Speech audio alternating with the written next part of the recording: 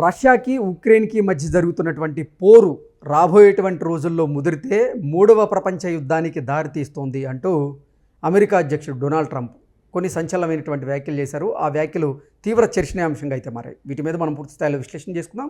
ప్రస్తుతం మనతో పాటున్నారు ప్రముఖ రాజకీయ విశ్లేషకులు, ప్రముఖ సీనియర్ జర్నలిస్ట్ దుర్గా వడ్లమణి గారు. వారితో మాట్లాడదాం. మేడం నమస్తే. మేడం నమస్తే అండి. రష్యాకి ఉక్రెయిన్కి మధ్య జరుగుతున్నటువంటి పోరు రాబోయేటువంటి రోజుల్లో ముదిరితే మూడవ ప్రపంచ యుద్ధానికి అది దారితీస్తుంది అంటూ డొనాల్డ్ ట్రంప్ ఆయన కొన్ని వ్యాఖ్యలు చేశారు. ఆ వ్యాఖ్యల మీద మీ విశ్లేషణ ఏంటి మేడం? అంటే గత నెల రోజులుగా కనీసం 28,000 మంది చనిపోయారని ఆయన అంటున్నారు. సైనికులు ఉన్నారు, సాధారణ పౌరులు ఉన్నారు, రకరకాల మంది చనిపోయారు. ఈ యుద్ధానికి ఇప్పటికైనా ఒక తెర వెయ్యాలి అనేది ఆయన ఉద్దేశం. అంటే దీన్ని ముగించాలి అని. ఎందుకంటే ఏ దేశమైనా కూడా రక్తపాతాన్ని కోరుకోదు. అయితే ఇక్కడ డొనాల్డ్ ట్రంప్ ఏంటంటే ప్రతి దాంట్లో నేనే ఉన్నాను, నా వల్లే ఆగిపోయింది, పాకిస్తాన్ భారత్ యుద్ధం నేనే ఆపాను. ఆయనకి అది ఏంటంటే ఒక ఏమంటారు, శాంతి బహుమతి పొందాలని చాలా నోబెల్ శాంతి చాలా చేశారు. ఇంకా అదే ఇదిలో ఆయన ఉన్నారు.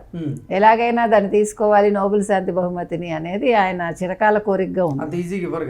ఇవ్వరు, కానీ ఆశపడ్డం తప్పలేదు. కానీ దానికోసం ఇంకేదో చేయాలనుకోవటం తప్పది. ఏది ఏమైనా ఇది నేను చాలా కాలంగా కోరుకుంటున్నాను. అంటే తనని తాను శాంతి కామికుడిగా ట్రంప్ ప్రపంచానికి పరిచయం చేసుకోవాలనుకుంటున్నారా? So White House press secretary Karoline Leavitt ఏమంటున్నారంటే, అంటే ఈ చర్చల్లో పురోగతి లేకపోవడం అనేది ట్రంప్ని చాలా అంటే ఆయన చాలా అసహనానికి గురవుతున్నారు దానివల్ల అనేది ఆవిడ చెప్తున్నారు. సో దీని మీద ఆల్రెడీ ఒక 28 సూత్రాలతో ఉక్రెయిన్ అధ్యక్షుడు జెలెన్స్కీకి ఒక 28 అంటే అంశాలని శాంతి చర్చల్లో భాగంగా ఆయన పంపించడం జరిగింది. వీటి వల్ల మనం యుద్ధాన్ని ఆపచ్చని. అయితే అందులో కొన్ని జెలెన్స్కీకి నచ్చలేదు.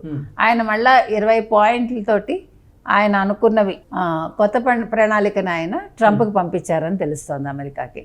అయితే ట్రంప్ ప్రతిపాదించిన దాంట్లో ఒక అంశాన్ని ఆయన విభేదిస్తున్నారు. అదేంటంటే డాన్బాస్ ప్రాంతాన్ని రష్యాకి అప్పగించమని ట్రంప్ ఆయన ఇచ్చిన 28 సూత్రాల్లో ఉంది. దానికి ఇతను ఒప్పుకోలేదు.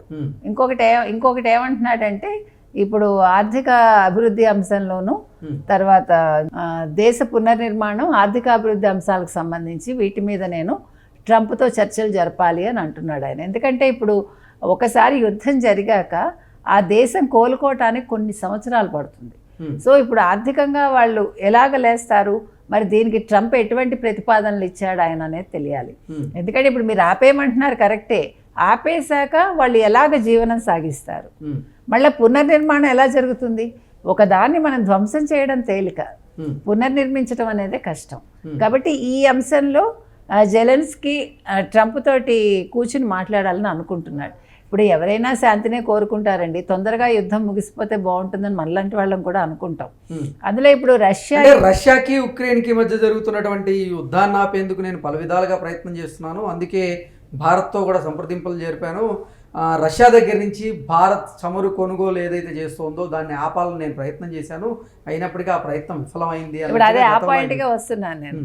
ఎందుకంటే రష్యా ఇటీవల కాలంలో భారత్తో సన్నిహితంగా ఉండడం కూడా ట్రంప్ భరించలేకపోతున్నాడు. ఎందుకంటే అంటే నేను తప్ప ఎవరు దిక్కులేదు అన్నట్టుగా ఆయన ఉన్నాడు కదా. నువ్వు లేకపోయినా పర్వాలేదు, మాకు రష్యా స్నేహస్తం అందిస్తుందని చెప్పడం జరిగింది. ఇక్కడ మోదీది పై చేయి అయింది చెప్పాలంటే రష్యా విషయంలో. అది కూడా ఇప్పుడు ఇవన్నీ కలిపి ఆయన ఈ ప్రతిపాదనని మళ్ళా తెర మీదకి తీసుకురావడానికి కారణం అది.